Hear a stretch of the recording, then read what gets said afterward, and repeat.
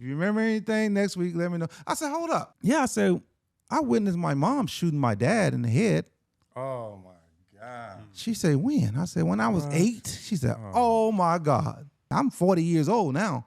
She says, you go to counseling, who'd you tell? I said, you're the first person I ever told in my entire life.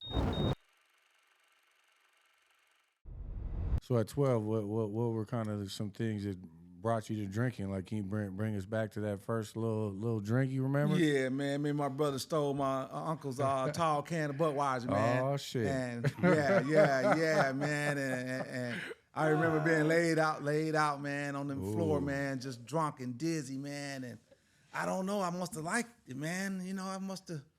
And from then, it never stopped. Yeah. Man, it never stopped. I was smoking cigarettes by 14, and it just never stopped, man. We would drink in the morning time before my brothers, we're like a year apart. So at one time we got 4 of us in high school, right? So yeah. And we're like the popular family, man. We're really the popular family in town, right? In this little small town. And everybody, when my mom and dad go to work at 6:30 in the morning, and we have to be in school at 8. And let's go. We got some time. we got the alcohol outside. They got the weed, you know. All the friends meet there. We just live right down the street from school, so we could walk there in 10 minutes, you know. So, how was the weed out there though? Dirt weed. Okay, I gotta get that clear. Oh yeah, we're not. The weed was bad, man. All right. Yeah, and I figured that out real quick too. Yeah, I got a story about that weed, man. Yeah. Well, let's hear it. What's up? We're weed man, guys over here. You know, I used to smoke weed through high school, man. I kind of quit when I went to the Navy, right? You know, we had to quit because they do drug tests. And one time I was in California, man. We did a little quick trip out to California, man. And I smoked some weed, man. California weed, right? Got off the boat. We went out to this club. And I get back to the ship, man. And a couple of my friends like, man, I seen you out last night, man, at the club, man. I'm like, man, you didn't see me. He said, yeah, man, I seen you at the club, man. I said, I didn't see you. He said, I know you was asleep. Oh. He said you was sitting at the table with three females at the table and you was asleep. Mm-hmm. And that was that weed, man. That was that California weed, that sticky weed. And I smoked weed one time since then in my life. And that one time I thought I was gonna die.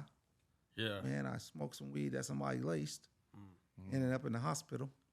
Yeah. You know, so yeah, so weed wasn't never my thing. Alcohol was it, man. Yeah. And then that led to another crazy way how I thought crack was better. So, so I was drunk.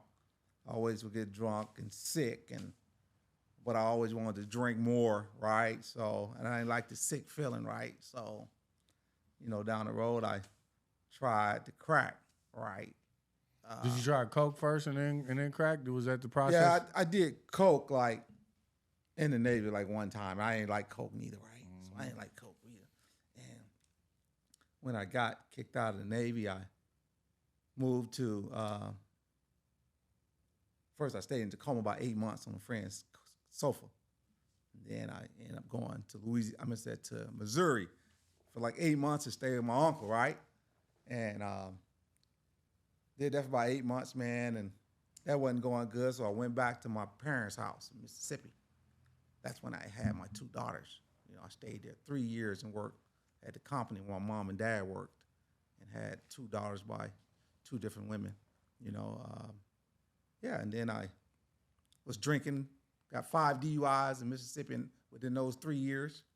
That's a lot. Yeah, 5, and you know, threatened to lose my job, and after the 5th one, they said it was a felony, so now I'm looking at going to prison, which I didn't know nothing about. At this time, you figure when I went back home, I don't think I'm 21 yet. When I went back and I got out of service, I'm still not 21, right? So you got out of the service, hold up, so you went from here, Bremerton, and you got kicked out and then went home. Mm-hmm. And then you got 5 DUIs in that time frame? Yeah, 3 years from 89 to 91. Ooh, 89 and 91. Then I moved back out here, you know, I think about early 92, maybe February or something, 92, I think I moved back here with my brother. My brother was living here. Stayed with him and until I got kicked out of there, you know, his wife, you know, me drunk, talking crazy all the time, you know, just just was a drunk, man. I just drank until there was no more to drink. Man. That sounds like that's kind of the heart of the crack era too. Was that's a lot of crack going on? Yeah. I was smoking in Tacoma before I went back home, right? Because So when did you first try crack? in Tacoma when I got out of the Navy. Yeah. When I got out of the Navy, man, I was staying with my friend in Tacoma. Yeah. Right? And we would smoke, man, but it wasn't no tweaking and stuff like that, man. We would buy a 20, man. It was fun. It was like. fun. I'm serious. We would buy a 20 piece of rock, sit down and play spade. Be 4 people. We playing cards, man. Nobody tweaking, nobody moving, nobody nothing. It was just like hit the pipe and pass it, man. What's up? And then they started putting stuff in it, I think, man, and that just changed the game, man. Yeah. Yeah, nah. I mean, first of all, I just want to say like how happy I am that you're here too. You're a huge part of why I'm even sitting here with Pete and you, and the reason I'm sober is a lot. I attest that to you. I'll just tell a quick story. It was about 5 years ago. I was working at U.S. Bank at the time, and you were one of the clients at the bank. And this is before I got sober. I hadn't really heard about sobriety at all. I heard a little bit about Al-Anon because I had a family member that was in Al-Anon, and then I had another coworker at another job that told me a little bit about sobriety because he saw that I was struggling. But you saw something in me that we started striking up a conversation when you would come into U.S. Bank. Mm-hmm. And at the time, you wore like a gold necklace similar to one you have on today, and it had a sobriety coin on it that said you had 10 years sober. And I was super curious, and I was asking you all these questions, and we would talk about sobriety, and you invited me to one of the sobriety halls. And that's where my journey began. And now it's just kind of all comes full circle. And it was like a God shot for me that you had come in. And also the main thing is like you made sobriety look cool for me. You know, you were like driving a convertible, you were sharply dressed, you know, you talk cool. Like it was just like, I was like, man, I want to be like this guy. Like you had something I wanted. Mm-hmm. And so I just want to say thank you for that, for coming on and for coming on this podcast today. It really means a lot to me. And I hope we have you back, you know, because it's just like this is for us, like trying to build community here and have like reoccurring guests. And I think it's just a great thing that you're here. Going back to like when I first met you, you had 10 years sobriety. So that was, what do you have, like about 14, 15? About 15 and a half now, 15, 4 months. Okay. Actually 15 years, 4 months yesterday. Oh, wow. Yeah, yesterday, yeah. So, yeah, I just want to say thank you guys, man, for doing this because I'm pretty sure it's going to help a lot of people, man. And for me, just like you said, I had 10 years on my coin there, but I'm going to tell you how I get to them 10 years, man. It was like living out here, man, and first I was living in Federal Way, and the police ran me all the way to Seattle, right? No, I landed in Des Moines. And by this time, I'm homeless, you know. So you got kicked out of your brother's house. Oh, this here is years okay. out there. I got kicked out of my brother's house like in 1994. I was only there for like a year and something. Then I ended up getting my own apartment, right? Me and a friend that I was in the Navy with, right? And things was cool, man. I wasn't really doing a lot of crack, man, because I was working, right? Mm-hmm. I was working, but we was drinking pretty good. All my Navy friends that's from the South that I was in the Navy with, we all stayed out here. So we're all like family because none of us have family out here, right? Mm-hmm. Most of our family is 3,000 miles away. So we became like family. So we drinking, we playing basketball every day, you know, and we doing a lot of drinking, man, and going out and hanging out and working. And then I would dip and dab in the crack every now and then when I leave my friends. They don't know about this now. All they know that I drink a lot, you know. So, yeah, but after a while, man, I lose my apartment, man, and I'm homeless. But that took I successfully, I think, did this for like 15 years. I thought I was, you know, where nobody knew I could keep a job, you know, and then it just seemed like it got to where I could go to work Monday, Tuesday, Wednesday, Thursday. And Friday I would do crack on the weekend. Then it 4 days a week. Then it's go to work Monday, Tuesday, Wednesday, Thursday. Don't make it back till Tuesday. And then I kept losing jobs. So I worked for temp service, so I could never keep a job. Until it just got really, really, really bad, man. In 2004, I was in a bad car accident. Left my friend's house drinking, going to get some dope. It's late. Called the dope man. Told me to meet him to hurry up because I gotta go. Right, so I'm racing down Pacific Highway about 60 miles an hour. And the motorhome turns out in front of me, and T-boned him. And all I remember is I smelled a lot of gas. Right, and I'm like, this car is gonna blow up. And I got to get out of this car. Right, and the door is jammed. I can't open the door, man. So I just lean real hard on the door and I fall out of the car, right, on the ground, right? And I'm crying. I'm like, listen, I see this lady legs, right? It's a white lady, man. I see her legs, man. And I was like, please don't let me die. I'm like, he ran the light. I'm like, please don't let me die. She was like, yeah, we saw it, baby. We saw it all.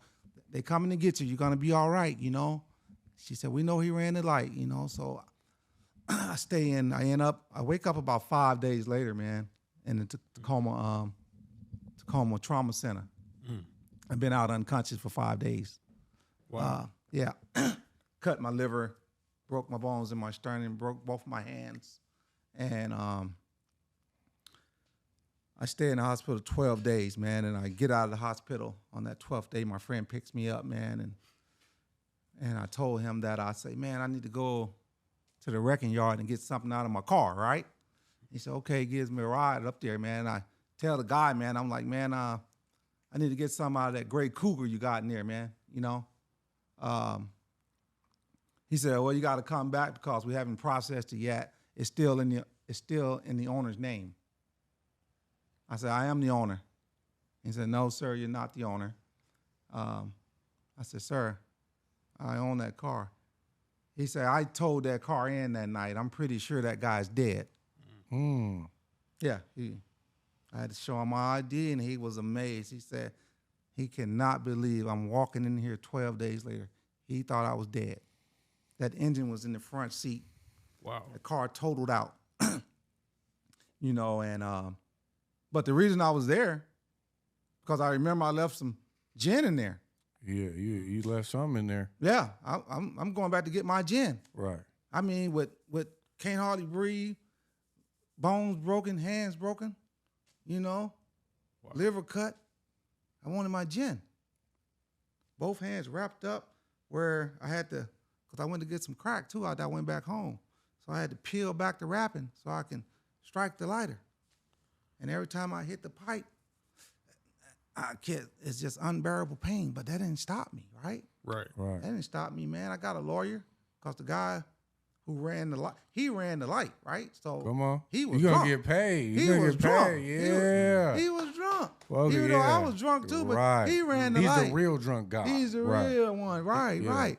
So I got this lawyer, man, and we got a case, man. I'm rushing this cat, man. I'm like, man, because I'm getting credit from the dope man because I know I'm about to get some money. Right. For real. So, yeah.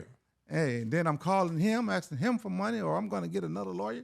I need to get some money from you, Ooh, pressing the lawyer? Pressing the lawyer. Oh, right. shit. Yeah, So after about 6 months, man, he wanted to wait, man. He was like, well, they offering this much. I said, man, get it, man.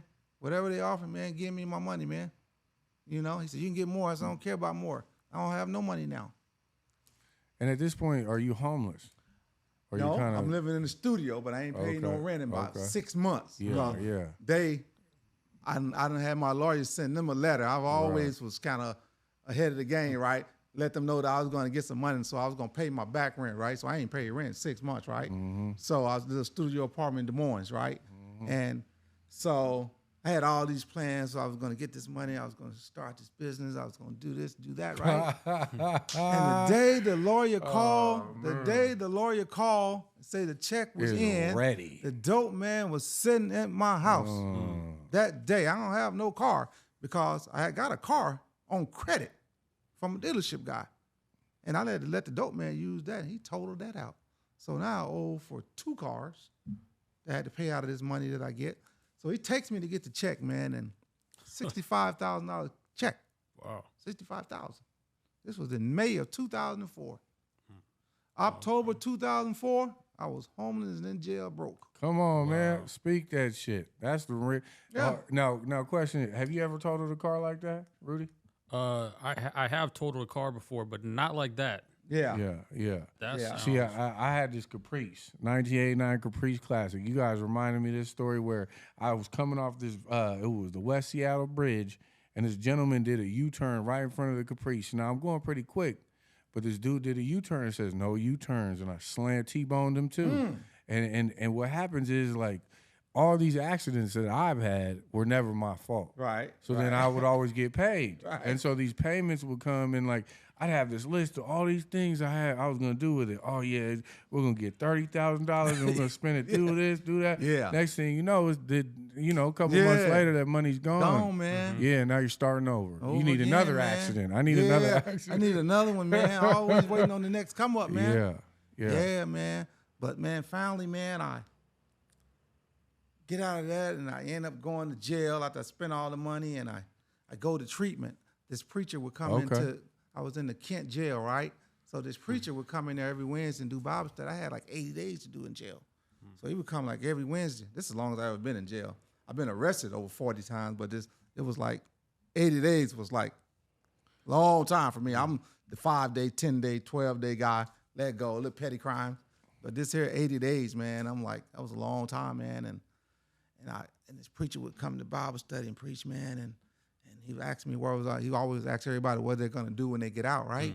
I was like, man, I don't know. I ain't got nowhere to go. I'm homeless, right? Well, hold on. How did you get to the 80 days? Hold on. You had 65. You went broke. Yeah. Now, how'd you get to the 80? Like, where'd you go? You were homeless. I'm homeless. I'm hitting licks here. Yeah. I'm going to Fred Miles, stealing stuff. Oh, yeah. I'm stealing food to eat. I'm stealing meat and selling to people for money, for dope. Oh, shit. Right? So one day this girl, she's a dope girl, right? She had 3 kids, man. She was like, hey, can you get my kids some clothes? School's about to start. Right? And she told me the sizes of the girls. I'm drunk. Usually I'm not this drunk when I go in the store because I like to be sharp, right? So to be sharp on my game, man. But this day I'm drunk, man. And I ain't got no dope, no money, no nothing. I said, yeah, I can run in the Fred Mile for you. She said, I'll be in the parking lot. I'm gonna give you a half ounce of dope. She's gonna give me a half ounce, man. I'm like, man, that is a come up right there. Let's go in there and get these clothes, man. So I go in there, man, and I'm loading the cart up, man. I'm like, I ain't looking at nothing. I'm getting 3 of these, gone. three, everything, 3, and put it in the cart, man. I usually just push the cart right out of the door. All right, when I go through that door, it was right behind me, man. Chased me through the parking lot, man, and caught me, man, and that's how I get to 80 days, man. You know, so happened, man, the pastor would ask me where I was going to go when I got out. I always tell him I don't know. I ain't found nothing. I had a week to go in jail, man. He came in and went. He said, you figure anything out yet? I said, nope. Oh, he said, I got this place for you. He said, it's the Union Gospel Mission Riverton place in SeaTac, right? Riverton place. He said, they got a bed for you.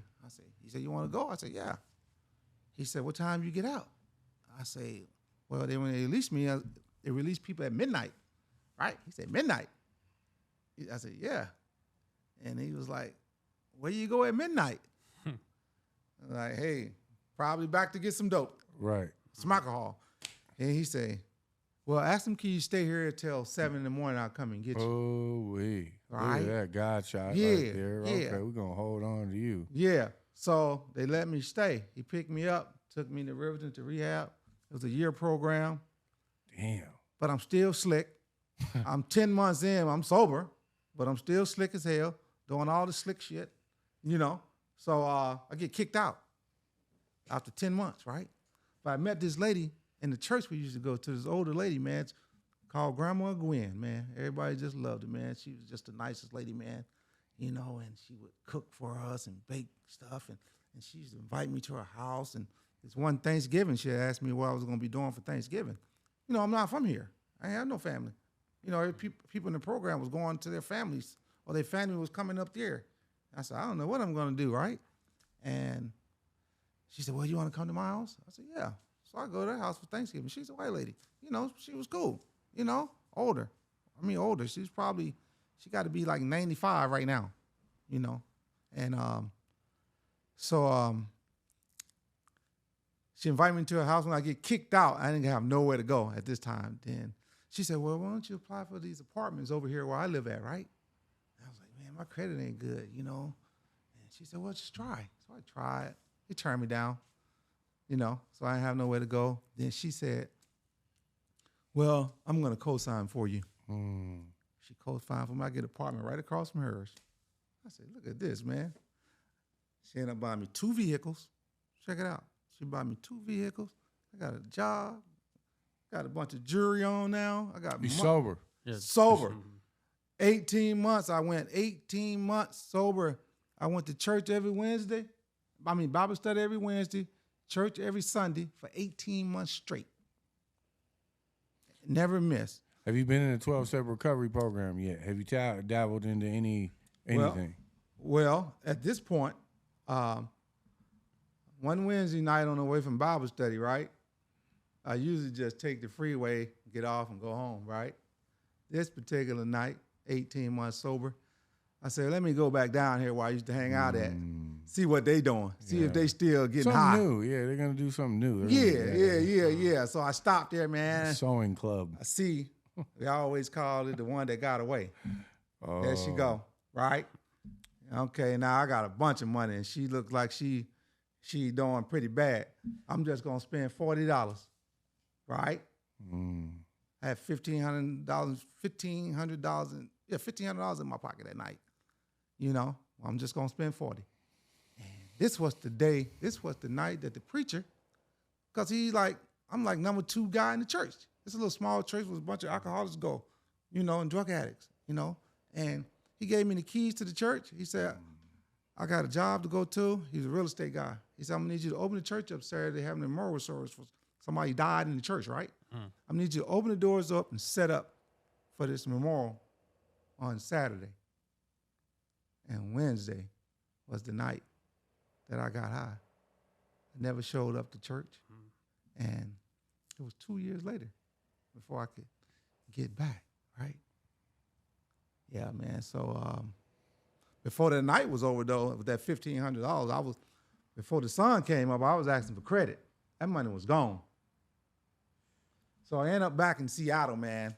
You know, after 2 years of running, I was in SeaTac at the bus stop. It was Thanksgiving Day, snowing outside, snow this high. Man, this guy standing at the bus stop, man, we don't know where to go. We got nowhere to go, man, it's cold. He said, man, you want to go to Seattle, right? He said, they got this place down there, man, that they feed you on Thanksgiving, right? I said, yeah. Let's go. He said, well, I think they'll let you spend the night too, right? I said, for real?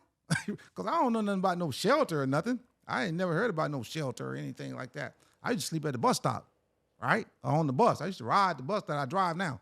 See, back and forth. When you talk about that, it just reminds me. So this last time that I got sober, I was having a rough couple months, and I remember calling you. And at that time, I got kicked out of the house I was living in.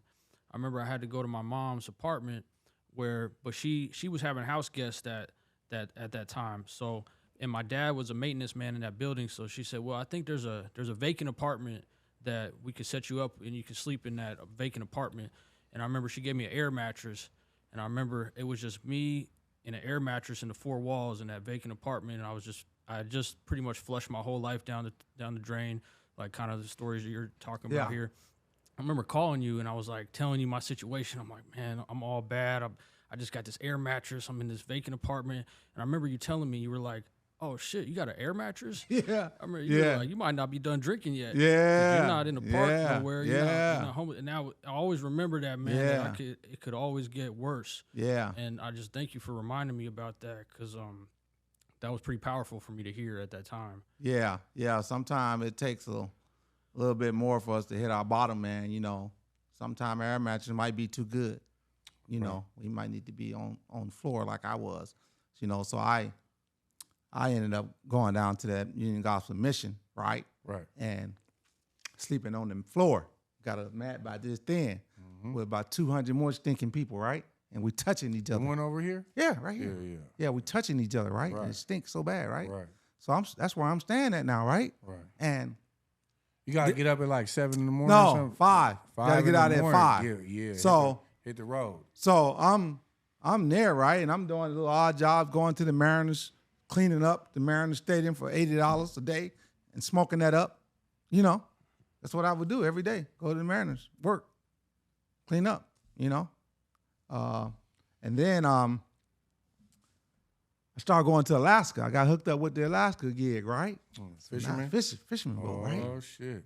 How How many black cats are on a fisherman's boat, man? Not a lot of them. I ain't never seen a black guy on deadliest catch of my life, man. Hold up, man. What? Okay, all right. But I always try to find the come up, man, you know. So I got hooked up with the fishing boat, man. So I'm going to Alaska, man. I'm getting paid. You're getting paid cash, right? Getting paid. We work 7 days a week, 18 hours a day, man. So I was over there for about 3.5 months, man. And now hold on. Now are you in your addiction? Like how you getting shit on the boat? We're not getting nothing on the boat. Oh, Them yeah. 3.5 months, we ain't drinking or smoking nothing. No, 3.5 months. You sober as a motherfucker. Sober, man. Wow. And then your ass comes home. but then I but I, you know, so I got back home, right? And got a motel. Oh, shit, Here we you go living again. large. Pocket Here we full go. of money. Yeah. We rolling, man. Till the money runs out. No more rent, money to pay hotel. Back at the mission. Sleeping on the mat. You know, it's a seasonal thing, so you get lined up when you're gonna go back out again, right? Back to Alaska. It's a little wait usually in there, but Right. you got an unemployment check coming though, right? Because you didn't work. So my check would come to the mission until it's time for me to go back. I would get my check every Tuesday, smoke it up till time to go back. So my next trip, I had heard about the land plant. They had a land plant in Alaska. I said, oh man, that sounds good. I'm trying to go to this company where I can go to Akatan, Alaska. Like they process the fish on the land, just like they do on, like they do on the boat. Yeah, right, I was processing on the boat. Right, okay. Yeah, so I'm processing on land. Yeah. But you know, they got some liquor stores and stuff Right. over there. And you can find some dope over there. Yeah, Alaska. And you can find the jail too, Yeah, right? your So I best- found all that. Yeah. Found all that, man. You know, so got sent home a couple times, you know. Well, one time I hurt my finger, bust my finger up and came home. They paid me like 10 grand, the insurance company. Smoked all that up. Then I ended up going back again and got kicked out drinking and went to jail in Dutch Harbor, Alaska. And I come back here, man, and back to the mission again, right? And like you said, you have to leave there at 5 in the morning, right? So I'm staying there, man. I ain't really doing too much. I'm getting a check every Tuesday, right? But I'll ask these guys, man, that used to be in there that when we leave at 5 in the morning, right? These guys ain't never got to leave, right? They get to stay all day. So I asked them, man, I said, man, why you guys don't have to leave, man? He said, oh, we on the cleanup crew, right? We just stay here, clean up the mats, help serve breakfast. When people come back at 7, we could stay here all day in the day room, watch TV, right? So I'm like, hey, man, can you guys get me on the crew with you? He said, yeah, let's see if we get a spot, man. So they get me on, man. I'm helping them clean up now. I ain't got to leave. But Tuesday, the unemployment check is coming. And you're leaving. And I'm gone for about 3-4 days. So the guy calls me in, the head guy, the intake guy calls me in. He said, man, they say you disappearing on them, man. I said, yeah, I go to my godmom's house, talking about Grandma Gwen now. I made up a story about her, good lie. I said, yeah, I go check on my godmom, man. She's elderly, man, and I just go stay with her 3 or 4 days, man, look after her. He said, oh, okay, cool. That's cool. Everything all right, go on, you know? So I go back, man, and I do it again. So down the road, 3-4 weeks, they tell on me again, right? And he calls me back in. He said, yeah, man, they say you still disappearing on me.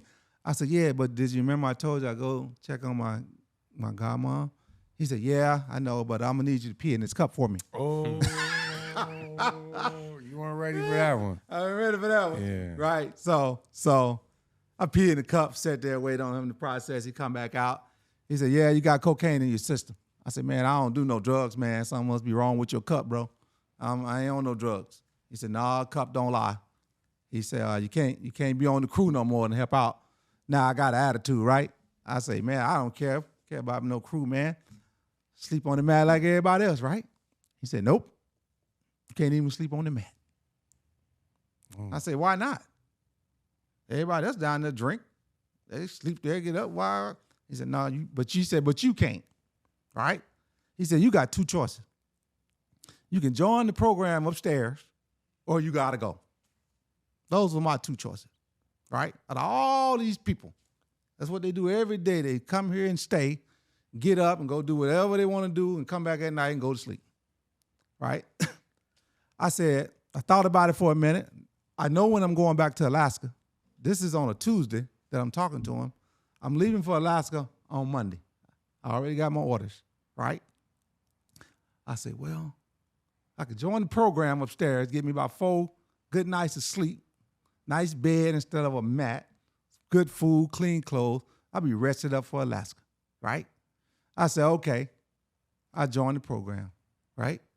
Because I already got a plan. That's like a 12-step program that they're doing. It's a faith-based program. Okay.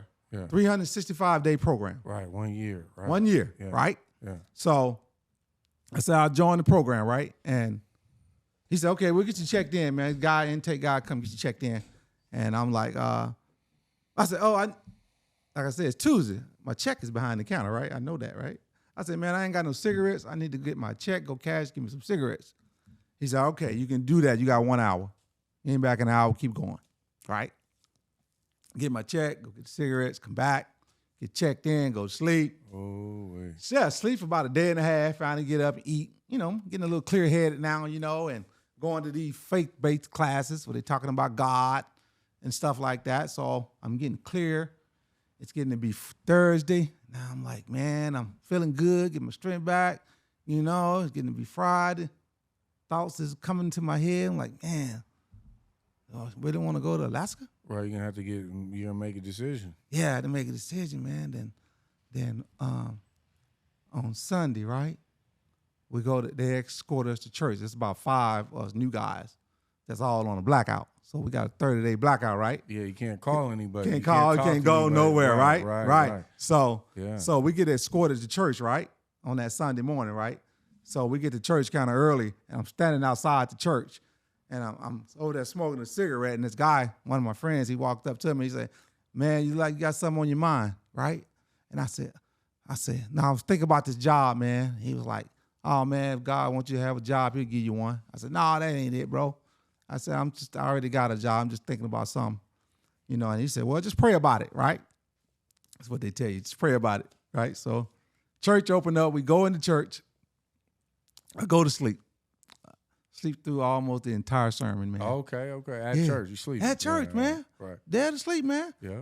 I wake up right at the end of the sermon. And these are the words that's coming out of the preacher's mouth.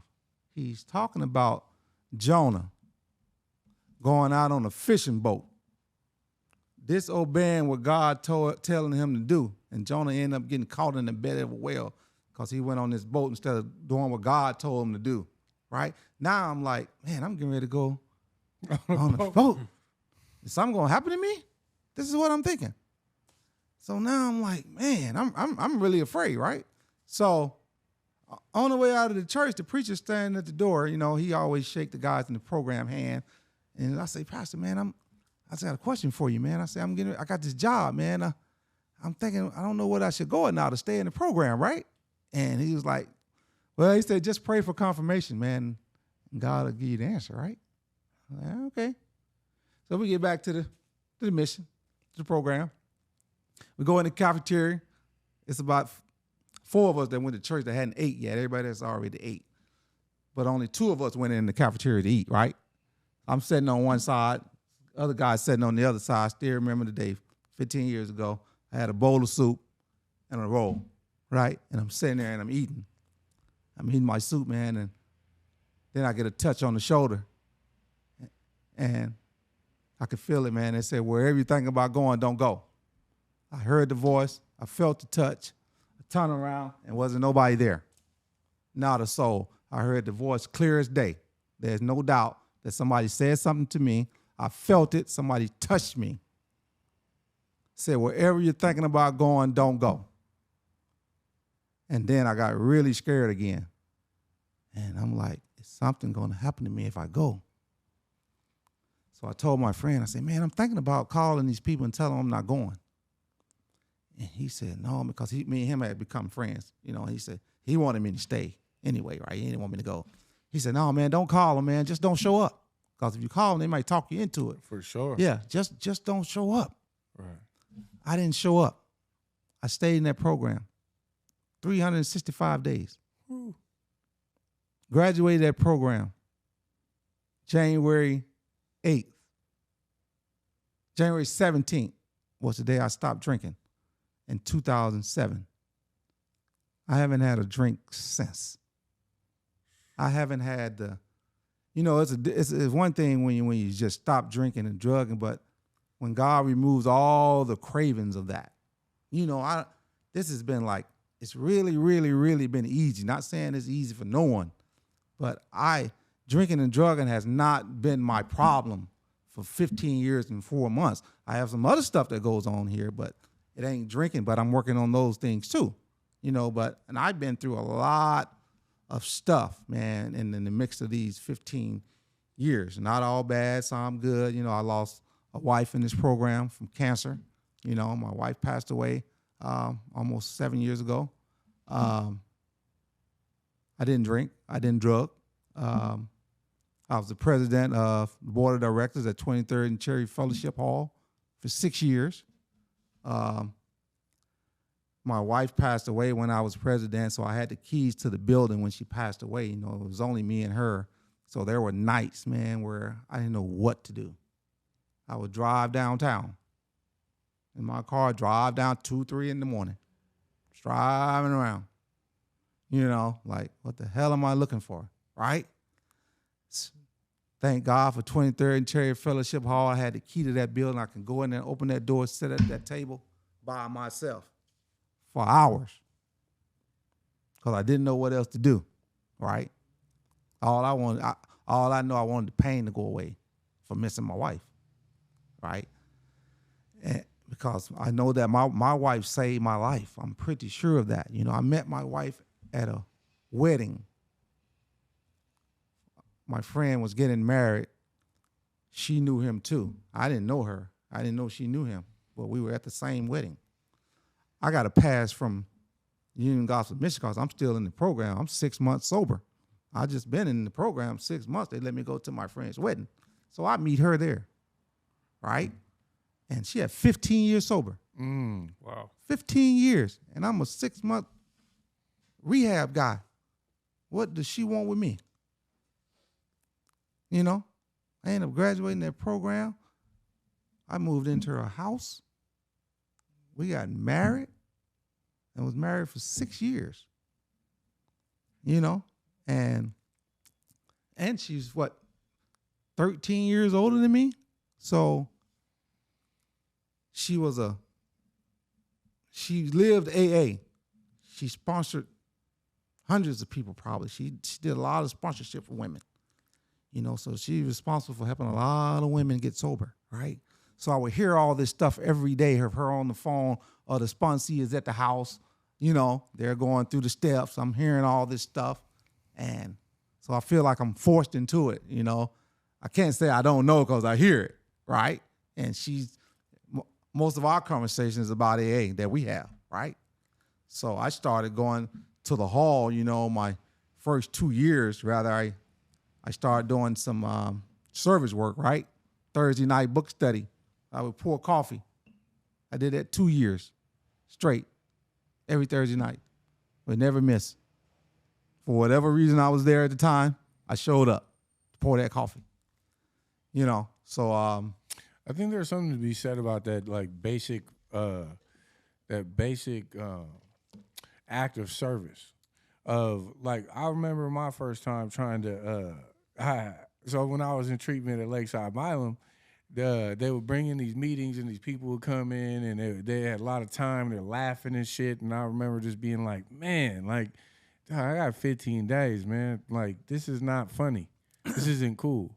And then they'd be like, well, you know, you can come to our meetings and you can be of service, you know, get a home group, be of service. And I remember being like, well, I think the best job for me is that secretary right there. Like that boss, that fits my fancy like real well. Yeah. And I remember going to this white center meeting, and I remember my sponsor at the time, Seth. He was like, yeah. So you're gonna go get that coffee maker position. I said, come on, man. Like, for real, dog. Like, I don't want to be the coffee. That's like the low of the low. That's the lowest thing going. Right. And I was just remembering my ego was really, but there was something about, so I go into the meeting, the business meeting. I remember it was like a setup too. Anybody, we have a coffee position open, and I'm sitting there like, fuck, man. Will somebody else please, like, just raise their hand so then I could be like, well, that guy took it, man. And like, I don't have, he took it before I could have it. Right. And then so then they said, oh yeah, hey, what? Yeah, I'll take the coffee. And I remember serving my first cup or my first pot. They were like, yo, this is how you do it, and these old timers, man, they're like 30+ years, and they come around and they're shaking the cup, and they're like, man, who made the coffee? And I'll never forget just being so proud and being like, it was me. and but watch this shit. They said. And the little man, to this day, I'll never forget this dude. Like, he's a little old, quiet guy. He got this big puffy coat, looking lopsided, and he looks in his cup, and he's like, well, see, let me tell you something, son. You see how you can see the bottom of this cup? Yeah, that's not coffee, man. You gotta make it a little stronger. And they all were kind of like in agreement. Not everybody was like, so then you're clowning on my coffee? I was really upset. Like, I took it personal. Like, so then the next meeting, they had instructed me 2 scoops. And the next meeting, man, I put like 6. And I had this meeting zooted. And everybody was geeked up in that coffee. And I just, and from that point on, it was Pete's Coffee. And so, but that moment of like surrender of like, I'm about to pour some coffee. Fuck it. What I got going on apparently isn't what I think I should be doing.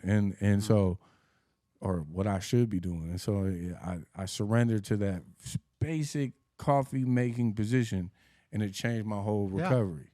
Yeah. So you were saying you just made it every week. Yeah, every week, man. Yeah. Every week I would show up, man, and pour that coffee, man. And I think that, as an addict,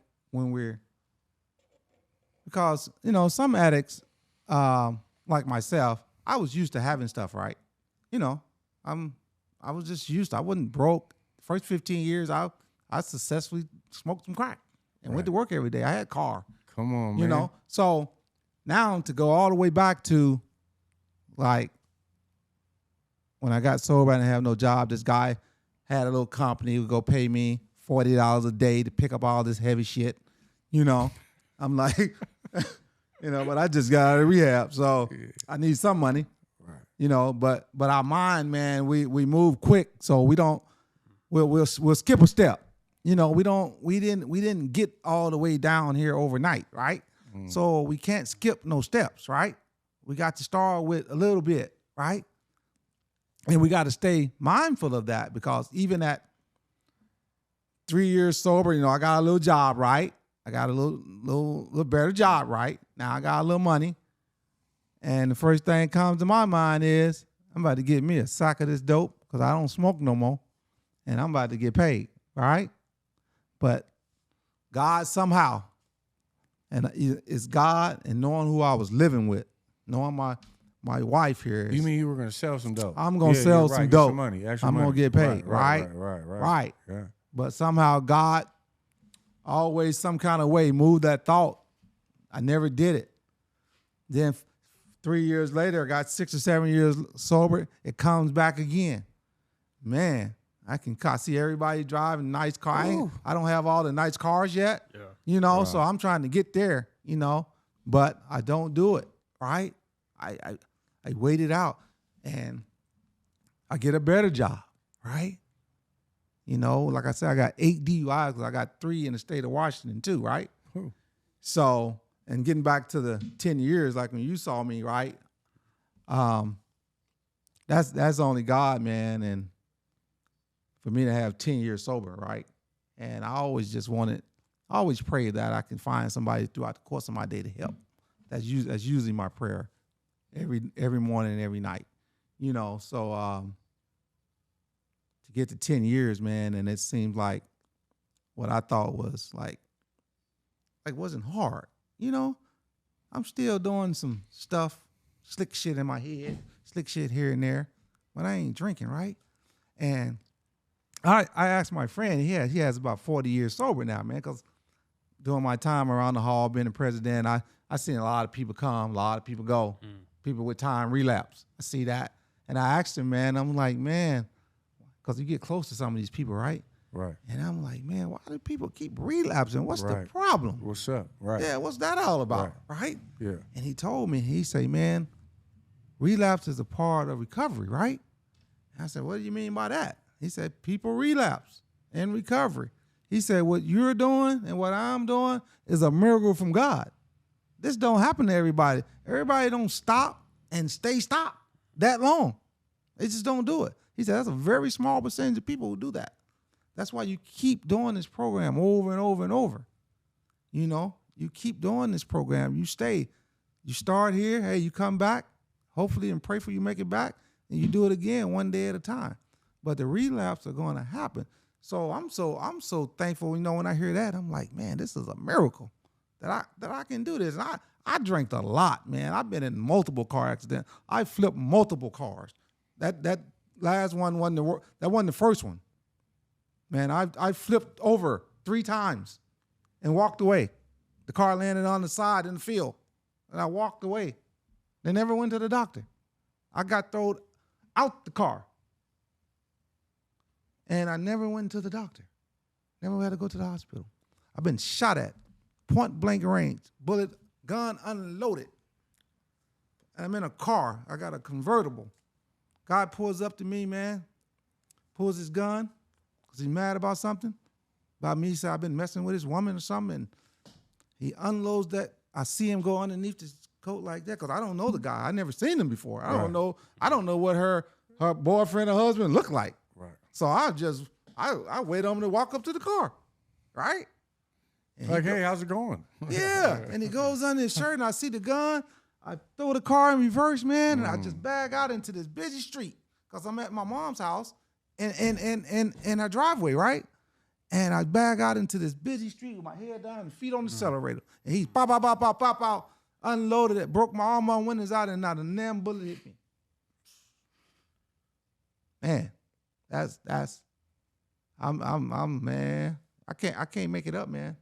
Yeah, no, I mean, I hear you talk about these miraculous stories, like, and I'm sitting in this seat, you know, back to I was working at the bank and you came in, and I mean, if anything were to happen to you, I mean, I might not be sitting here, so it's just like a miraculous chain of events. Right. That's a big part. I think this recovery journey is that there are people that have been through a lot that then affect others, that if they weren't there for that moment to affect others, who knows what we would be doing. Right. So when you pass it along and you pass it to him and then he passes it to me and now we're passing it on, it's this idea of helping others that keeps this going. Right. And it keeps people staying. Right. Because that's the scary part for me too, is when cats like, for me, when I have experienced, because when I went to rehab, I haven't had a drink or a drug since, right? So then the point though is that when people relapse, I get this moment of like, what happened? Yeah. And I want to pay real close attention because I want to make sure that I don't do that. I don't do that. But like you said, it's a part of recovery. And if they make it back, that's the miracle. It's like they can make it back, and then like Rudy, that's part of your story, you know. And when that coming back into a room after your relapse, like what does that feel like, man? Man, very humbling experience, you know, because I had 21 months. I ended up relapsing, coming back into the rooms, raising my hand saying I got 2 days today. But it was such a beautiful experience, too, because people like yourselves, both you gentlemen, walked me through that relapse. And you didn't turn your back on me. And I'm eternally grateful for that because I got welcomed back with open arms. Like they say, we don't shoot our wounded. You know, I came back with a couple arrows in my ass for sure. And got very, it was a humbling, I had to go through it though. That's the way, for my personal story, it was a humbling experience that I had to go through to just get beat up some more and put in that arm lock and say, you know, are you done yet? you know, I had to submit, Right. you know, and I had to go through it to get to it, and I'm just it was like a horrible, beautiful experience. Well, I remember I used to tell you, because you used to talk to me and you say stuff, and I'll be like, well, maybe you need to go try some more then. You know what I'm saying? If you believe that, go have another drink, right? Yeah. Because don't sound like you done yet, right? And I be hoping that get across when I say stuff like that. Right. And I want to ask you guys, man, have you guys, do you think you figured out the root of why you drink and drug? Have you uncovered that? Go ahead, Rudy. What you think? Well, luckily, working with a sponsor, he's got me to understand, like, at the root of my drinking is selfishness and self-centered. I'm always thinking about me and my instant gratification, and that if I can get outside of myself and start thinking about others. I mean, before you got to that point, what made you get to be what made you get there? Do you know? That's a deep question. I probably have to sit with that one. So for me, I know exactly where that came from. For me, when I was growing up, like that was my role model. My role model was selfish and self-centeredness. My dad was a very clear, like me. I mean, to this day, it's like there's potatoes on the table, and he goes first, and he takes 3/4 of it, and I get 1/4 of it. Mm-hmm. And it's very clear that like he is the most important person. Right. And so then what I didn't understand though was that I was learning that. And so then I got that, and then I carried that. Now I'm running around with it. And now and then it's I don't want to be like my dad. I'm not like my dad. And then my wife would be like, well, you kind of are. Like you kind of are. And I'd be like, oh, hell. And then I go get high some more and be like, no, I'm not. Fuck that. Right. If a cop was hell no. No way. No way. And then come to realize, like, man, once the sobriety hits, oh, shit. Like, because, see, my thing was, once I stopped using and getting loaded, it was supposed to be unicorns and rainbows. Right. Like, it was supposed to be, I had 28 days in that shit. And I was like, oh, and then they were like, here, you're free to go, and you can go do whatever. You can either go to a meeting tonight or you cannot. You can either go, you're going to do whatever you want to do. We're done with you. It's a wrap. Yeah. So if you choose to pick up the tools that we've tried to get you to understand how to use them, but at the core of it was like me. Yeah. Like me. I'm at the center of this whole thing, like my little play, my little movie I needed to run. If you would just do what I need you to do, everything's gonna be all right. Right. And so that was my experience. It was learning about that and where I had picked it up from. And then also giving like letting go of that resentment towards my dad, man. He could only do the best he could with what he had, and the same with my mom. And it's just a very beautiful thing with that the recovery process takes us through is that it doesn't shame us or guilt us or, oh, you're such a bad person. It kind of, it brings light to the situation. It brings light to some of the things that you may have been taught. Right. And so, yeah. Yeah, the reason I asked that question, because I think, because through my own experience that we get like this because of something, right? And we don't always know. We don't always know what it is. Sometimes we have to see some people, some mental health people, and try to figure some of this shit out. Because I didn't know why I drinked and drugged so much. I didn't know, man. I came from a good family. We had food, clothes. We got the shit beat out of us a lot, but we were bad kids too. So, but that wasn't the reason, and then we get to be 25, 30 years old, and now you're saying it has to be me because I'm talking about myself now because then nothing happened to me. This is just what I chose.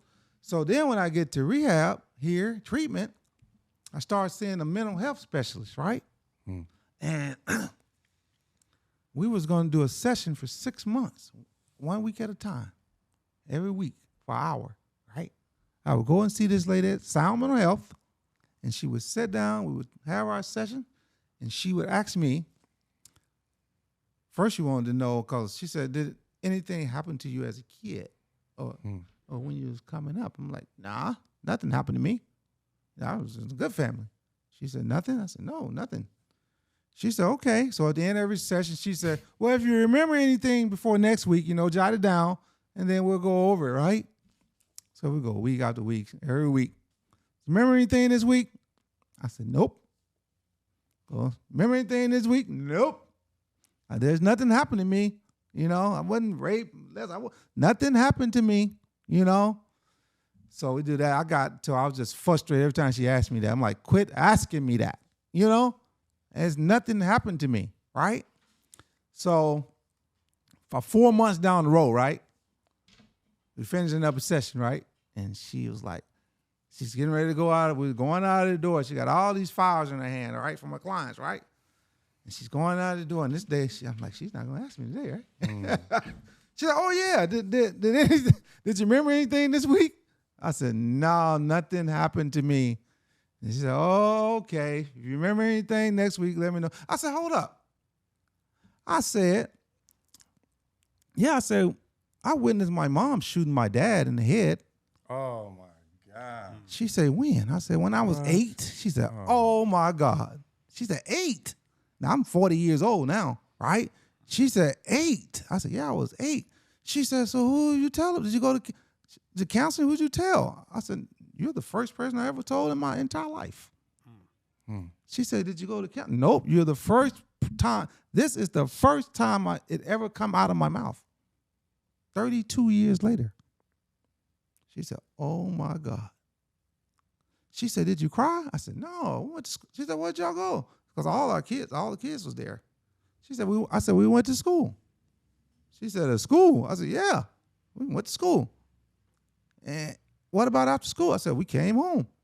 She said, what happened to your dad? I said, he went to the hospital and they did surgery on him and he came home. Oh, my God. Wow. What? Yeah. Yeah. Nobody went to jail. No counseling. No, my mom never talked about it. My dad, all my brothers, we never talked to each other about it ever until that day in that office. And she said, that's it. And I'm like, what do you mean that's it? She said, that's why you do that. I said, what do you mean? She said, you said you never cried. I said, nope. She said, you said you went to school and you start playing with your friends. I said, yeah. She said, you have never had time to feel anything. You never had time to cry, feel pain, nothing. You went on like nothing never happened. So now when anything happens that may assemble some pain, you self-medicate right away. Because you don't know how to handle it. You don't want to feel nothing. You don't know how. You was never allowed to be taught to feel pain. Or feel. Right. Or feel. Right. I mean, you're right. Just feel. Right. That's the truth. Right. Just feel. And some cases today, it works for me. Yeah. Because people tell me I'm like the calmest person. Man, how you can let people scream and you don't never get into arguments. I said, man, I don't hear that. I said, and I be trying to tell other people, man, quit arguing with everybody. Just because they talking, you don't have to respond. They said, well, I'm not like you. I got to respond. But to me, today, I can not react to nothing. I can not feel nothing if I don't want to. I can do it. But now what I'm trying to say is, before I thought something was wrong with me, is why I did that. Now I know there's nothing wrong with me. Because I believe what the lady told me, that this is why you do it. And I analyzed myself a little bit, and it makes sense to me. So now I feel a little normal, right? And I said, oh, nothing wrong with me. I don't have to drink and drug. I don't have to do that. This is something that happened to me. This is why I can recover from this, And all the years I tried to get sober, 20-something years, I tried to stop smoking crack and I couldn't. I couldn't stop drinking 29 years. From the day that day, I haven't had urges to drink. You know, I just haven't. And I'm not the big 12-step guy. You know, but I believe in it. It's been removed. It's been removed. Right. It's been removed, man. I mean, totally. Well, see, so one of the things you just brought up was like one of the things that I've talked about in my story is when my mom had a cardiac arrest at 5. And so when she had a cardiac arrest at 5 years old, she forgot who I was. And my dad brings me in and into the hospital, and she had just been come out of the coma, and I remember that feeling of like, I got this. At 5 years old, I was like, I'm alone, I'm good. And the way that I would medicate would be through drugs and alcohol later on. And that would be my best friend. Like, that would be my friend. Right. That would be my compadre. I'd be getting down with it. When no one else was, I was getting down with it because I was by myself.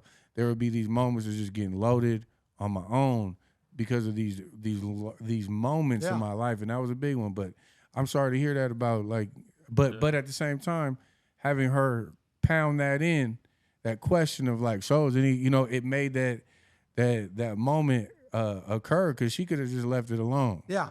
And you would have never gotten to that point. That's right. why that's what reminded me said people are in certain places at certain times for a reason. Yeah. She was there to get that out of me. Right. God placed her there. Right. Right? And I fought it for 4 months. And I don't know why that particular day, because that never occurred to me that's why. That never even came to my thoughts for 4 months. But this particular day, she asked me, and it did. And I still don't know why. Why that particular day I was able to say that. It can't be nothing but God. Because it's nothing I never thought about, you know, for 40 years. You know, 32 years, I never thought about that. Never thought about that. But I know we were there.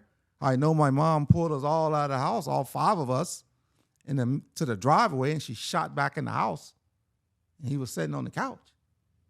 And we all were standing there right beside her when she pulled the trigger, you know, so, yeah. That's just, I mean, and to hear about all the drinking and drugging and DUIs and then to have that thought of drinking and using drugs just be removed from you, I think that's just amazing. Me and you talk a lot about how, you know, one beer, like, you know, I used to think like, well, what's wrong with just having a beer? Because I used to think like maybe cocaine was my problem. Right. And drinking, I could still get away with drinking. And that led me down a bad path again. But you've always told me that it's like, I can't even have one beer, and I'll lose everything. You will. And I say you know, because we can accumulate stuff. We can get a good job, get a couple cars, you know, a little jewelry, a little money, and 10 years sober, and hey, man, I can have a beer, right? But that's why the program works, man. AA. That's why if you stay around the program, you'll see. You don't even have to experience it for yourself, because you'll see the 10-year person who was at the first meeting I went to, gave me a ride back to treatment in his Cadillac with his own business. He's dead today because he took another drink. He's dead. The first guy I met in the program, he had about 10 years sober. He's dead. So I know what one drink will do with all that stuff he had, all that he had. He's dead. So I'm convinced. You have to be convinced. I've seen enough to be convinced. And I tell my mom, I tell my kids, if I ever take another drink and do some drugs, I chose it. I didn't relapse. I didn't slip. I chose to be homeless, jobless, wifeless, all of that. I made a conscious choice because I'm sober right now and I'm in my right mind. Right. And I'm telling you, I know what it's going to do to me. If I take a drink, I'm selling my cars. My wife is going to leave me. I'm going to lose my job. I know that. I don't care how much I got. I know that. I know me. I've seen it happen to people over and over and over. Yeah, that's what I've learned about the way my brain works and the insanity. They talk a lot about the insanity around alcoholism and drug addiction. I used to think the insane things were the things I did after I was drinking and drugging and while I was drunk and high and all the insane stuff. But really what I'm learning is now that I get deeper into my sobriety is like the most insane thing I do is take that first drink. Right. And I'm sober at that time. Right. So what's the problem? Yeah, I remember when Rudy, so I don't know, Stevon, if you were having these conversations, but when Rudy was on the verge of relapse, he would be like, yeah, man, like, I don't know, man, I think I could drink. Like, it's all right. It's cool if I have another one. Like, I think the drinking, I just won't do. Right. I remember him lining up what he wouldn't do if he took a drink. If I take a drink, I'm not doing this, and this. And then all of a sudden, his relapse story was like, well, I took a drink, and then all that shit happened. All that, yeah. All of it. Yeah. Yeah. You know, so if you someone out there, man, like, you know, you sober, man, and you thinking it's gonna be different, it's not gonna be any different. Don't let that addict that's in your head tell you that. You know, I don't care how slick you think you done got, how much money you think you done made, how beautiful your wife is now, that shit's gonna be gone. I guarantee you. Man, you know, take a drink and see. I'm sitting with my daughters at a function, man, and I get up to go to the bathroom, right? We drinking Coke, right? We all got these glasses that look alike. I come back, you know, the table's eight people at the table, so it's pretty close by. And I'm like, I don't know which one of these drinks is mine, right? Because they drink alcohol, right? And I don't know what they put in their Coke, but I'm like, hey, which one of them is mine, right? And nobody had drank out of any of them, right? And she said, oh, just get one. It doesn't matter, right? I said, no, it matters. She said, why? I said, one of them might be alcohol. She said, well, if you taste it, you'll know. You know, just don't drink. I said, no, it doesn't work that way. Right. She said, why not? She said, what's going to happen? I said, well, first of all, when you call me and you need some money, I'm not going to have it. She started pulling the colors. Like, oh, all right, never mind. Give him a fresh one. Right. Then I said, somewhere down the road, I'm going to sell my car for some dope. Yeah. And I'm going to sell my jewelry for some dope. Yeah. And they was looking at me like, no, don't drink none. Right. You know, if all that's going to happen, I say, that's what's going to happen. I'm convinced of that. See, I think that's a specific part of your story that you're explaining is like you are convinced of that. It's this idea that sometimes people will listen to this, right? And they'll be like, well, hold on. Like, I think that I am going to be different. And so then I think the three of us here sitting at this table are convinced that if we take another drink, all that stuff's going to happen. All that's going to be gone. All that's going to happen. So then it's our own belief system that believes, like, I remember being asked, like, so you got to go to those meetings or, like, forever? Like, you sure you're not going to be able to drink again, like, eventually, like, after a few years? And I was like, well, today I know that if I did that, I'm going to lose it all. So I'm going to stay sober today. Right. And so then it's this understanding that we understand it. And so then if there are these people out there that want to go do some more research and figure it out and try to see, well, I'll be different. And it's not our story to tell like them what to do. It's just this idea that I'm convinced that if I drink or drug, it's a wrap. And as long as I know that in my inner soul that like that, I'm okay with that. Now, what everybody else does, like I want to help other people. Right. But I can't keep them sober. Right. But it all comes back to people, places, and things, right? Mm. You change your people, places, and things, and you stay changed, right? Because only reason I know 2 + 2 is 4, because I went to school, and I went every day, and the teacher told me the same thing all the time. Never, not once, she told me 2 + 2 was 5. Not one time. But if I would have went to her one day, and then went to another teacher that was telling me 2 + 2 is 5, I might think she's wrong, right? But if I stay in this program and close to it, I'm going to hear people every day tell me the same thing. Same thing every day. And I do it for a year. I went to school 12 years. They told me the math was the same every year. It never changed. And when after my 12th year, I believed that. I believed it all the way through school, that 2 + 2 was 4. And I went to the 5th grade, they still told me the same. 6, 7, 8, they still told me the same. So you keep going. You stay around the right people, places and things. And eventually you're going to see it and you're going to know it. That's how I know. I go to the A Hall almost every day. It might not be in a meeting. I might be in a meeting 20 minutes. I might be there 30 minutes. I might stay the whole meeting. But I'm hearing these people say the same thing every day. Even the ones who are just coming back from a relapse, telling me it's the same out there. The dope's the same. The addiction is the same. Or it's worse. Never no one coming back telling me it's better. You know? Yeah. Shit. Yeah, I mean, woo. So now, if you had some advice or some suggestions for some people out there still struggling, what would you give them? My advice is, just stop, man. I know some people it's hard, man. You have to try something you never tried. You can't keep doing the same thing. You maybe say, I'm going to quit. I'm going to let mama hold my money, or I'm not going to do this. If you really want something different, you got to take a leap of faith and say, I'm going to go to this program. That's what my brother told me, man, when I was going through all this. My oldest brother used to always tell me, man, he's like, you're sick. You're sick. He said, when you're sick, you just can't say you're going to get better on your own. He told me, you need to go see a doctor. You need to go see a doctor. You need some real help. You're sick, right? So if you're struggling, we're sick, to keep doing this over and over and over. I'm not going to do it no more. I'm going to steal my mama's money. I'm going to steal from my dad. I'm going to go rob this. We're sick.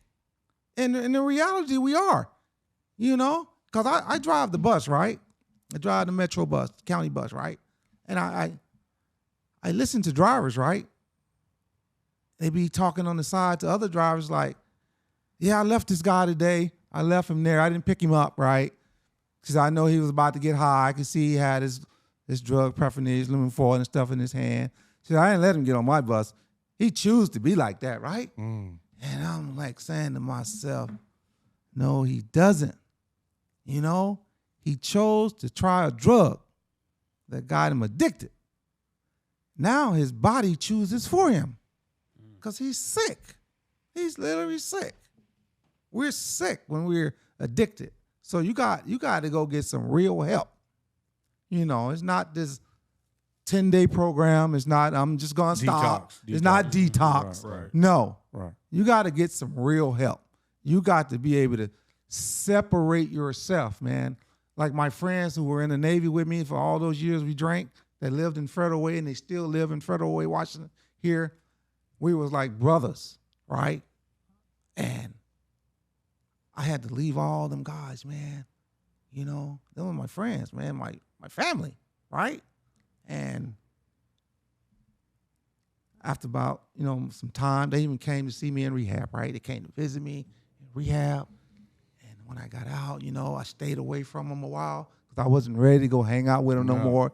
It took me some years to get comfortable around them. But now with my family, it was different. My family drank, but them, I said, no, I'm not ready. And I used to tell them, I used to feel bad because I used to think they said, oh, he think he's better. He don't come around no more, right? So I used to call them. It was like, no, man, you cool, man. Just whatever you're doing, just keep doing it, man. We always going to be here for you, right? Just whatever you're doing, it's working. Keep doing that, Finally, when I got better, man, started back hanging out with them, man. I'm good now. I'm not addicted no more than nothing. My body has recovered from it. So we can hang out. You can drink all you want. All you want. All you want. I don't drink. I just don't drink. I don't drink. Right. And I always used to think, now this is another thing we think, when we stop drinking, the fun day's over. Oh, man. That's what I used to think all the time. Because I thought everybody drinked. Right. I did. I mean, how do you have fun? How do you have fun if you don't drink? What does that look like? Yeah. I thought everybody drink, man. But then I figured out, no, I just didn't hang around nobody who didn't drink. Everybody don't drink. Right. You can have fun without drinking. Yeah. Man, I ain't never had so much fun, man. It's amazing. I can be around all my brothers and stuff drink. My sister, they drink. Right. We have so much fun. Yeah. I'm getting ready to go home now on vacation. We're all going to be there. We're all coming to my mom's house. And I think I'm having more fun than them. Yeah. and they drinking because I can hear everything. I can hear everything clearly. I'm sober. It's an amazing experience to be around other people that are drinking, and you're the sober one. Like you're like looking around, you're like, wow, I'm hearing that. Right. Did you see that when he was doing? Oh man, oh boy, I can't. Yeah, so it's a special, like it's a superpower. Almost. Yeah, man. Life is good, man. And but we think that keeps it out there a little bit longer, man. Just keep it, ain't gonna be no more fun, right? And that's a lie. Yeah, I mean that was one of my program like things I need. I came into rehab thinking there's no way I'm gonna go back out here after 30 days in the 28 days in this rehab joint. I'm gonna go out here and have some fun. And I remember the counselor wrote that down. And he was like, "All right, Pete, and we worked on that. But it was this whole thing of separation. Of you can't.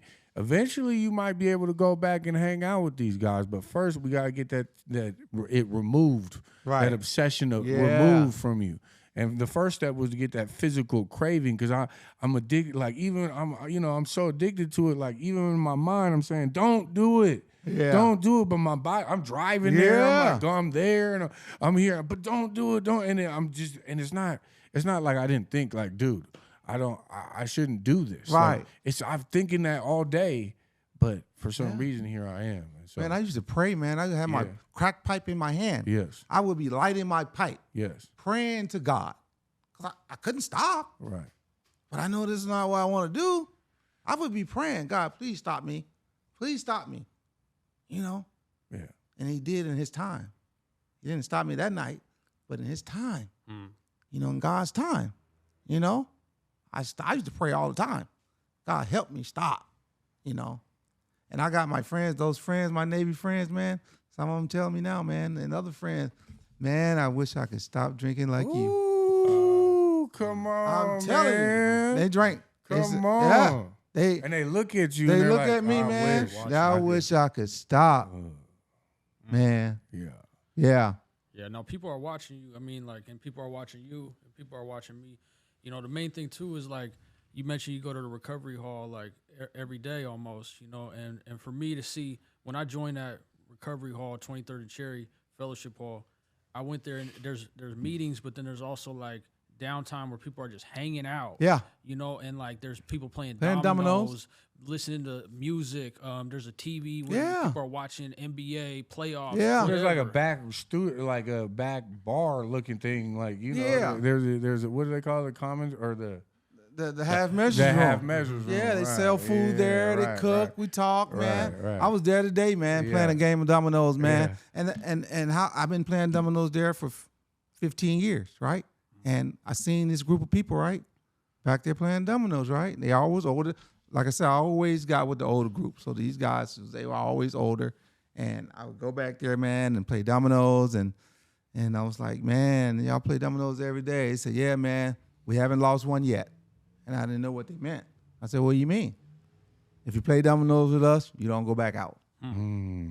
Said, we haven't lost one yet. That's some powerful. Yeah, see, that's interesting because, like, when I relapsed, when I had 21 months and I relapsed on July 4th, I knew I had a place to go the next day, and I went right back to 23rd and Cherry Fellowship Hall, and there was people playing dominoes, and I was hungover as shit. I had the worst hangover of my life, but I knew I wanted to be around somewhere safe and around some people that are about recovery.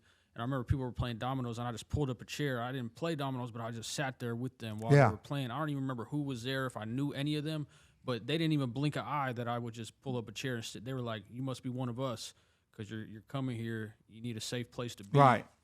And it's just a miracle that there's places like that.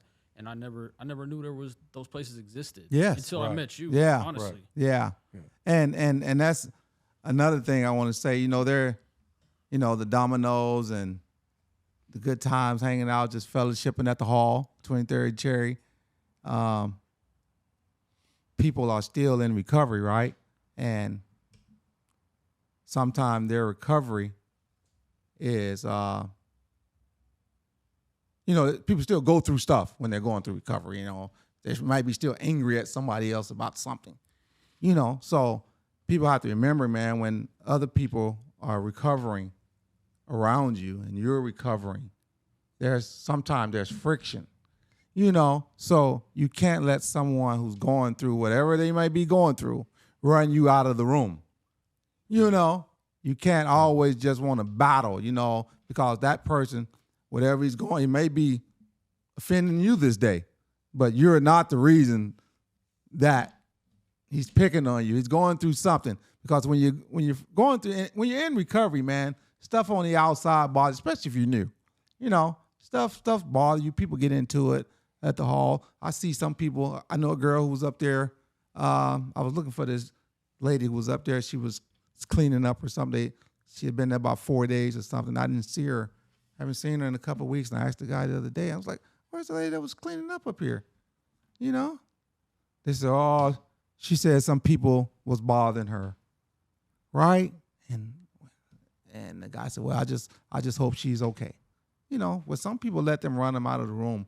Other people run them out of their sobriety spot. You know, you know. So you just got to hang in there. You know, and just they say, because you're there for you. You know, you're there for you. Yeah, it's just like any other community. Like me and Pete were just talking about that earlier, about like surviving the fellowship. And I heard somebody say that too. Like they were like, it doesn't matter if you slept with 5 people in this room, or you don't like this person, or that person doesn't like you, or you're not liking yourself right now. Just keep coming back, you know. And because there's been some situations where I could have said, "Man, I'm not going back there anymore." But it's like a home. It's a home for me, and like just, a home, and like a family, like a dysfunctional family. It's gonna be infighting and all that kind of stuff. So, but me and people were just talking about surviving the fellowship and being there for my recovery. Right. Yeah, it's not all unicorns and rainbows around here, right? So Right. like we do not want to portray that like once you get sober and you get into some 12-step stuff, everything's just peaches and cream. Right. And so that's just not the reality. But to keep coming back is the key. Right. And it's like you kind of reference like school, like you keep hearing the same message Same over message and over over and and over. over. Eventually, you're gonna be like, "Man, this is okay. Yeah. All right, sounds Yeah. good. 2 + 2 is 4." Yeah, it is. So yeah, all right. Absolutely. Yeah. I want to say another thing, man. Like, I was out there, man. Like I say, I had no family out here, man. I'm 3,000 miles away from home, man. You know, and I'm either in a studio or I'm homeless, one of the two, or call my mom, right? You know, tell my mom I'm hungry. He sent me $40, right? All the time, the dope man sitting right there. You know, my mom don't know that, or mom do know that, but mom don't care. She know her son ain't doing good. She know that. She sends the money, right? I mean, she does that all the time. Mom, can you wire me $20? She wired to me. Mom, can you wire me $40? She wired to me, you know? And my mom tell me, she said, "Yeah, I knew. See, I always know what your kids are doing, you know? So I just feel it. She said, I always could feel it. I know when you're in jail." She's like, "I know when you're in jail," and I be like, "Thank God, you know, he's safe now." You know? She even wired, she bailed me out of jail one time, man. It was $2,000 cash money. She sent the $2,000, man. I got out of jail. I was supposed to send the money right back when I finished court. Took Court. that 2,000. Oh, man, I That's a smoked it wrap. all up, man. Yeah. Smoked the whole $2,000. Right. Man. Smoked the whole $2,000, man. Until, I'm just saying this, man, we got to always remember what we putting our family through when we doing all this stuff, man. Right. My mom said I just took every penny she had. I just almost just broke her. You know, just she would send me money, send this, send that, you know, and until she just didn't have it no more. She's like, I just got to turn it over to God. Just got to turn it over to God, you know. I'm not going to keep doing that, right? I can't, you know. And she said once you turn it over to God, she said she was at peace, right? And around that time, right, it seemed like when God did his work, right? Mm-hmm. You know, around that time, man. But today, you better believe my mom don't want for nothing, right? You know, if I got it, she got it. Man, my mom, she never, ever, never turned her back on me, not one time, you know. So even when my dad said, he got to go. He can't live here no more. Yeah. You know? Yeah. I do know. Yeah. Wow, that's amazing. Because we're right here in Pioneer Square too, and that was like part of your story. Oh, yeah. Based right here in Pioneer Square. Right here, man. How does it feel to be here right Yeah, now. yeah. Man, this That's is like I crazy. say, man, just Yeah. just being here. Man, you know, I work right here. I'm doing an assignment in this building right down the street here. I take my break. I walk over to the Union Gospel Mission. I walk right there just the other day. Yeah. All my breaks, I walk to the mission, right? Talk to those guys outside, man. And first I was driving the bus, right? I would pull up and I take my breaks by the mission, right? And them guys be out there smoking. I can tell they're in the program. They got their badges on. I go talk to them, you know, and I'm like, I said, yeah, man. I said, so you guys in the program? He said, yeah. I was asking how long they been in. They tell me, and I said, it works, man. Just keep it, man. They said, it does? I said, yeah. I said, I was there.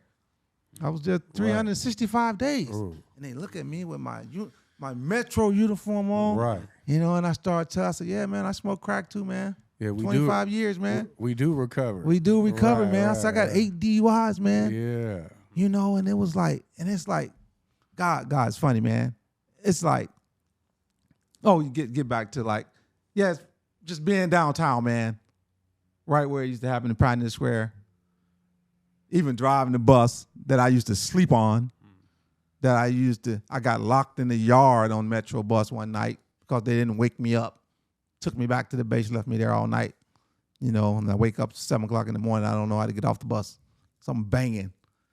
Hoping it's because all I can see is I'm in the middle of hundreds and hundreds of buses, right? So I don't know how to get off. So somebody has to hear me in this big lot to come let me off the bus, right? And now you work there. Now I work there. And you know how to get off the bus. I know how to get off. But it's funny, man. It's like I had this part-time job, right? I was working at the Pacific Northwest Ballet, man, in this office, man. I was working almost 10 years, right? And part-time, you know. And people always used to tell me, man, like, man, why don't you apply for Metro, right? You know, because I was getting this little disability check and working part-time. And it was like, I'm like, this is cool, you know. Get a little check here and I can work a little bit. Just don't make too much money so they don't stop my check. Right? You know? So this is cool. It's like, man, I want you to apply for a job. I said, for what? This works for me. You know? I ain't going to take no job for $20 an hour and they stop my check and I'm still barely getting the same money that I was getting between part-time and the check. I said, that don't make no sense. I ain't got to work for 4 or 5 hours a day, and I'm getting same money if I was working for $20. This was 5 years ago. I say, yeah, so I might as well just keep doing this. And I'm like, I just think to myself, right? I said, if I ever came up, I started researching Metro, right? And I figure out, see how much money they make, right? And I say, now, Metro, that might make sense, right?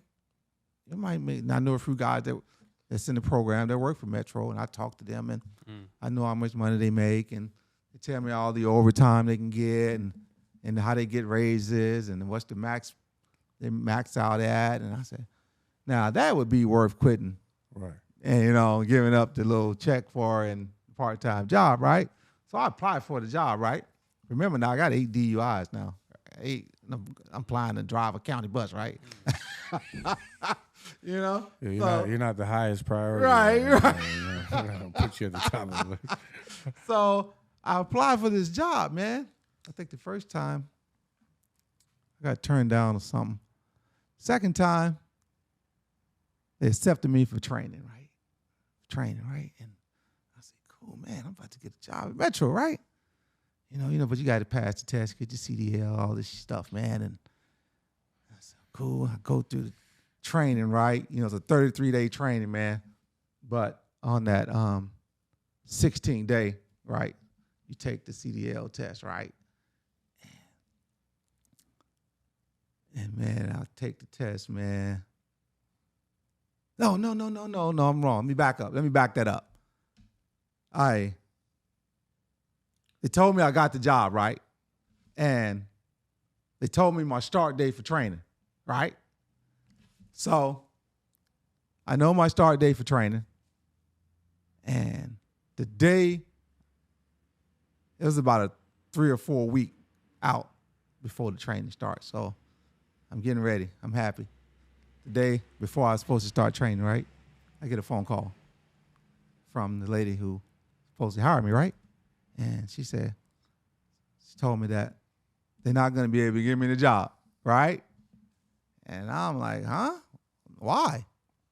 And she said, well, you lied on your application. I said, what do you mean I lied on my application? She said, yeah, we actually had you committed a felony in the last 10 years, right? And I said, yeah, I put 9 years and 9 months. That's how long it's been. She said, yeah, but the question was 10 years. So you put no. No, you put no down there that you had. And I said, well, it's been 9 years, 9 months. Not quite 10 yet. Close. Close. Yeah. We're almost there. By the time I get to training. By the time I get to training, it'll be 10. Yeah, it'll be 10, right? Right. I figured no big deal. She said, no, you lied on the application. We can't give you the job. I'm like, man, I'm crying. I'm so hurt, man. And I said, so if I would have said, yeah, would you guys have hired me? She said, probably would have, but now we won't know. Right? So she said, just try again in 6 months. Apply again in 6 months, right? So, man, I'm really hurt, man. My wife was telling me, I'm crying. She's like, it's going to be okay. Everything's going to be okay, And so about 2 weeks later, right? Because my wife owned this cleaning business. My wife should clean houses, right? But she was getting tired a lot, right? And she was having these pains, and she never knew why she was hurting, and she's just getting tired quicker than she asked me. So she said, can you start helping me? Because I was working in the evening time. She was cleaning houses in the daytime. So I would go help her clean houses, right? In the daytime, right? And she would stop, take breaks, take rest. And I'm like, you've never been this tired. What's wrong, right? She said, I don't know. Then it got to the point where she was just hurting all the time. She was like hurting. I just kept tell her, just go to the doctor, right? Why don't you just go to the doctor and see what's wrong, right? She said, oh, they're just going to tell me it's my lungs. I know, because 10 years previous, she had both lungs. She had a bilateral lung transplant. She had both lungs replaced, right? Because she was almost dead then, 10 years before, right? She had like 2 weeks to live before, and I didn't even know her then. I met her 9 months after the lungs transplant. So she got 2 new lungs, right? So she was thinking that they're just going to tell me it's my lungs and nothing they're going to be able to do for me, blah, blah, blah. So one night I came home, man, and she was like in pain. It's like, it's late. I was like, man, I have to get up in the morning, and you're up. You can't lay down. And she, at this particular time, and she said, well, I think I'm ready to go to the doctor. You want to go with me? I said, yeah, come on, let's go to the doctor, right? And go to the doctor, you done medicine, and check her and stuff, and they come back in the room, and they said, dude had his head down. He said, well, you're going to have to stay. And she said, why? They say, you have cancer, right? You have lymphoma, stage 4 lymphoma. Spread it all over your body. It's in your back, chest, spleen, everything, right? So I had to quit my job, right? The part-time job, because I hadn't quit yet. So if I would have had started the Metro job, I wouldn't have been able to work it. So God said, okay, we're not going to give it to him right now, because he knows that this is going to happen, right?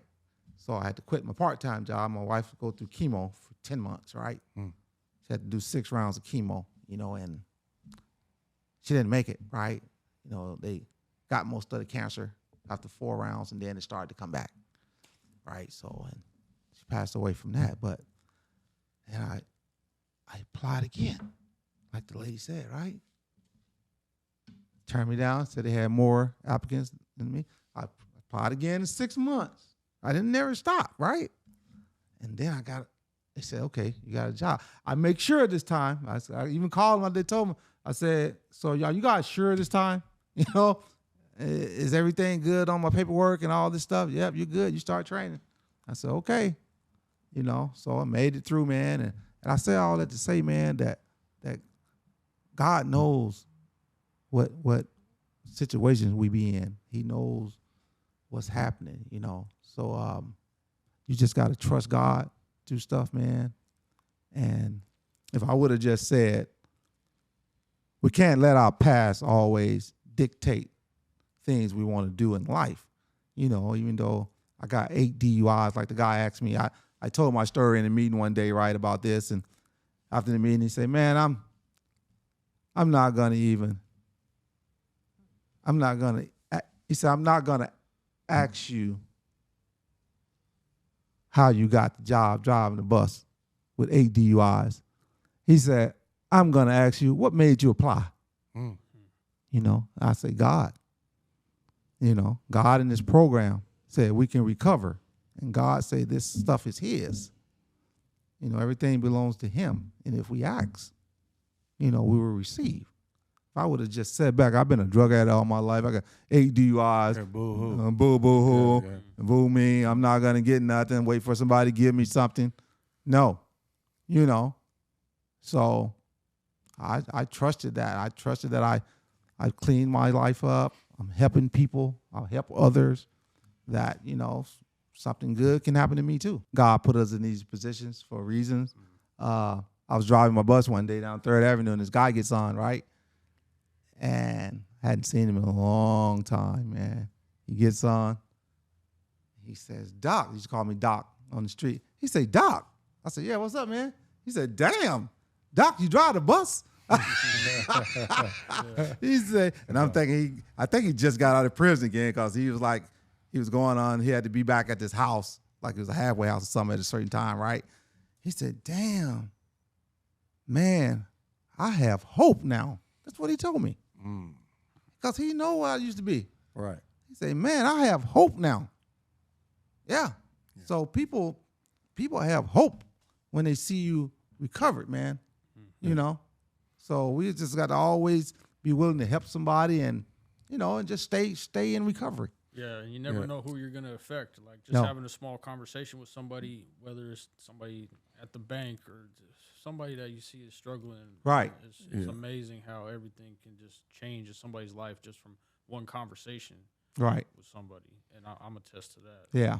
Well, Stevon, we want to say thank you so much for coming on this podcast, and man, it's been a pleasure to have you.